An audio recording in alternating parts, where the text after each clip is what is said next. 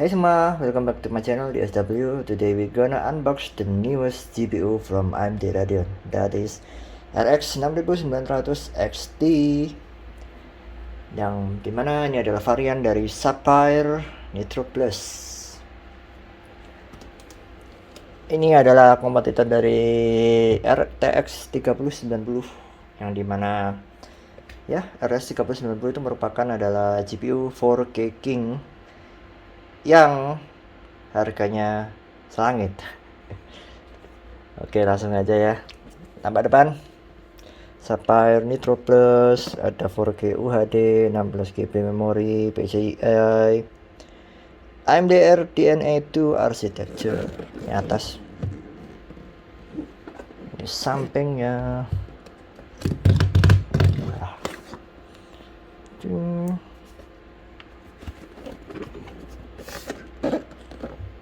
juga samping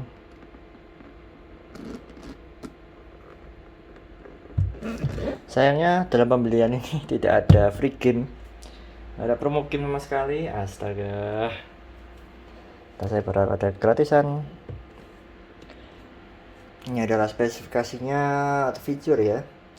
Jadi dia ditenggarai yang pertama adalah RDNA 2 DirectX 12 Ultimate Hardware Ray Tracing, ada keterangan ya. 7nm GPU, GDDR6 memory, PCIe 4.0. Oke, coba di sini disebut dengan jelas. Minimumnya harus 850 ya. Jadi kalau misalnya kurang dari itu jangan maksakan, nanti takutnya rusak. Oke, langsung aja kita buka ya.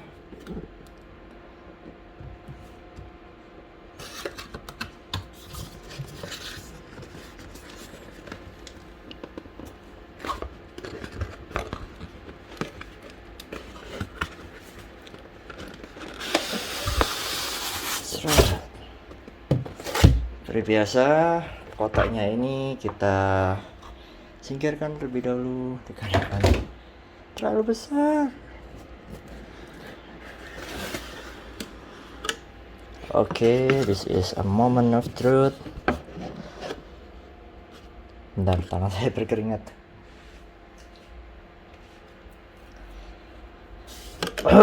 Kita lanjutkan lagi. Cacara.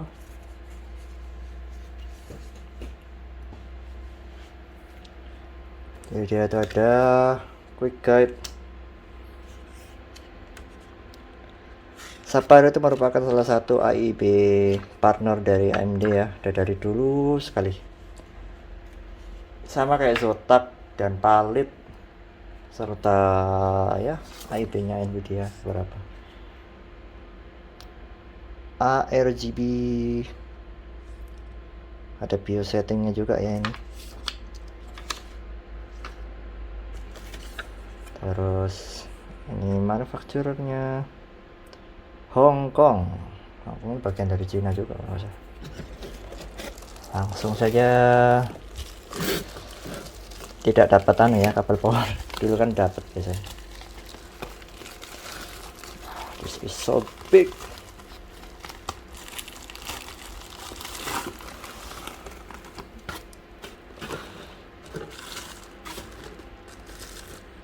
Tada, this is the GPU.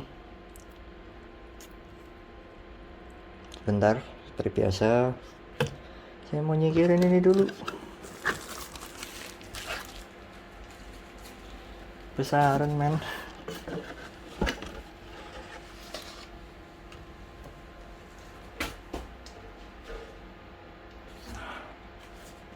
Gini aja. Ini adalah GPU nya Sapphire Nitro Plus.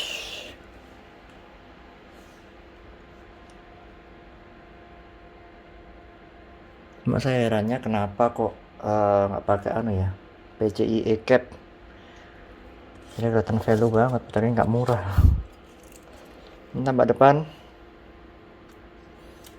tampak samping, ada tulisan Radeon. belakangnya juga ya. Wow, keren.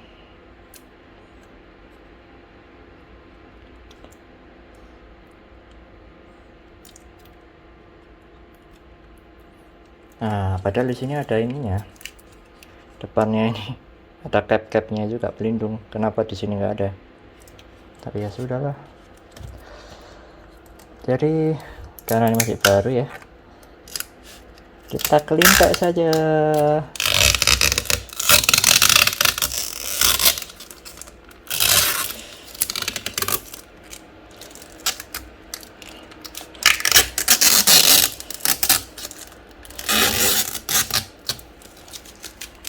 Sorry, nggak sebagus di Instagram. Ya, ini dia GPU-nya. Setelah ini saya akan melanjutkan dengan pemasangan GPU-nya di rig saya di bagian part kedua dari video ini. Keren.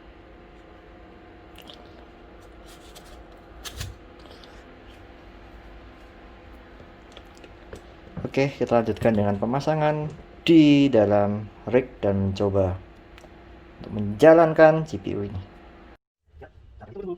Kita pemasangan ke Radeon RX 900 Bismillah.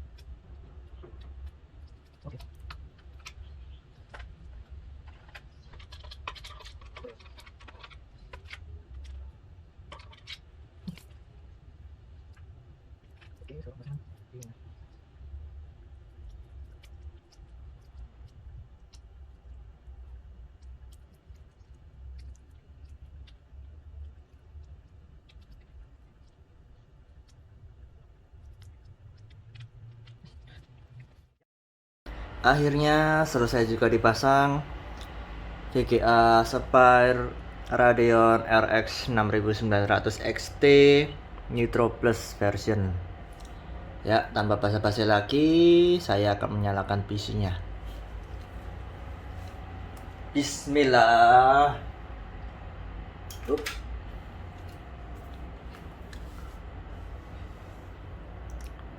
Wow, look at that. Damn. Bentar, kelihatan nggak ya ini? Wih, RGB-nya gile-gile. Ya, jadi VGA ini running itu membutuhkan daya di websitenya 850 watt. Jadi untuk kalian yang ingin membeli VGA Sapphire Nitro Plus RX 6900 XT dari Sapphire, siap-siap punya Radeon ya, PSU dengan requirement minimumnya 850 watt. Gila.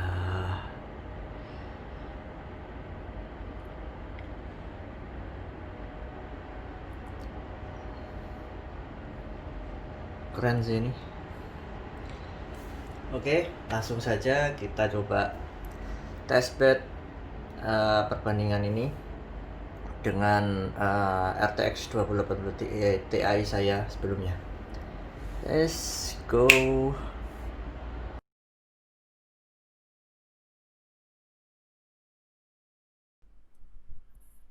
Jadi ini adalah benchmark dari Sapphire Nitro Plus RX 6900 XT dan GPU lawas saya Zotac RTX 2080 Ti M Edition. Saya membenchmarkkan tentang ray tracing dikarenakan jualan utamanya kartu-kartu grafis zaman sekarang itu adalah tentang ray tracing. Jadi saya menggunakan program 3D Mark, tepatnya Port Royal itu didapati di kartu grafis saya yang lama, Zotac RTX 2080 Ti M Edition, itu mendapat skor 8955. Terus untuk Radeon RX 6900 XT, it's surprisingly kinda higher than the RTX 2080 Ti, yaitu adalah 9676.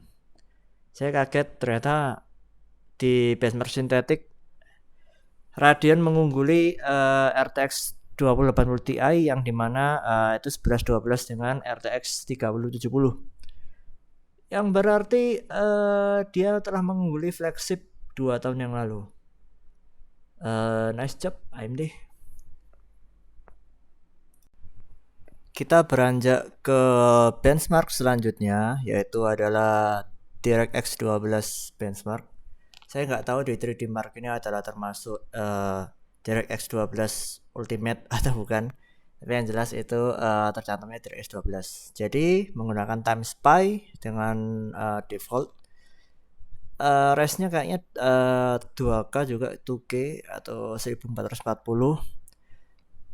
Di RTX 2080 Ti itu skor yang didapat itu adalah 12.958. Sedangkan di RX 6900 XT adalah 14.911. Perlu dicatat bahwa semua yang uji coba yang saya lakukan di benchmark ini menggunakan testbed yang sama, yaitu adalah Intel Core i7 30GB RAM dan mempunyai Z370 chipsetnya. Lagi-lagi menang ya jelas lah. Harganya juga ada rupa. Jadi mari kita lanjutkan. Dan ini adalah benchmark game yang ya udah nggak terlalu happening lagi sih sebenarnya. Yaitu adalah Horizon Zero Dawn versi PC, di mana testbednya juga ya harus sama ya biar objektif. Jadi menggunakan Core i7 8700K dengan RAM-nya 32GB dan chipset Mobo-nya Z370. Itu didapati settingnya sebelumnya resolusinya pakai yang 2K yaitu 1440 dan semua settingnya rata kanan atau ultimate setting di situ. Hanya saja yang Sapphire Nitro itu saya tiadakan teknologinya AMD yaitu Fidelity Chess atau apa gitu di settingnya biar setara. Jadi seperti yang disangka-sangka, tentu RX 6900 menang telak ya lawan RTX 2080 Ti saya yang dulu. Dimana kalau RTX 2080 Ti dengan resolusi 2K itu cuma dapat 77 fps. Sedangkan yang di RX 6900 XT itu tembus 126 fps kurang lebihnya. Ini menggunakan benchmark bawaannya HZD ya, yang di setting itu ada terus opsi untuk benchmark itu saya pakai itu dan keluar fps begitu. Dan lagi-lagi menang. Dan kita lanjut benchmark selanjutnya. Dan ini adalah yang terakhir, sebenarnya nggak benchmark apapun, cuma ke suhu atau thermal. Saya mencoba benchmark sintetik 3D Mark, Port Royal dan satunya lagi Time Spy, dan juga memakai game Horizon Zero Dawn untuk permainan ya 2 jaman 3 jaman lebih. Itu full loadnya itu 76 derajat Celcius. Sedangkan idle-nya nah sebenarnya saya kurang perhatikan, tapi sepertinya berkisar 30 sampai 36 mungkin ya. Saya kurang terlalu perhatikan. Mohon maaf. Sepertinya 34 36 derajat Celcius. Tapi begitu menginjak full load tertahan 76, 77, 76 mungkin ya. Nah, uniknya di AMD ini ada namanya thermal junction apa gitu. Jadi thermalnya dua, GPU temp sama GPU junction temp. GPU junction tempnya itu didapati mendekati 90 derajat Celcius panas. Lebih panas daripada suhu di GPU-nya itu sendiri. Dimana junction itu kan perbatasan kan ya, atau perempatan kalau bahasa Indonesianya. Jadi mungkin pinggir-pinggirannya dari chipset CPU-nya. Jadi itu adalah dari suhu. Sekarang kita akan beranjak ke konklusi. Akhirnya sampai juga di segmen akhir, yaitu konklusi, di mana Radeon 6900 XT tadi berhasil mengalahkan RTX 2080 Ti dalam hal ray tracing. Itu berarti secara kasta Radeon RX 6900 XT itu cuma di bawah RTX 3080 dan RTX 3090 dalam hal ray tracing. Sementara kalau game biasa itu head to head dengan RTX 3090 dengan harga, kalau versi dolar ya, $500 lebih murah. Sedangkan di Indonesia 7 jutaan, 6 juta kurang lebih murah daripada RTX 3090. Itu pun kalau ketemu RTX 3090 yang harganya 26 juta. Kalau 7 juta ya gitulah.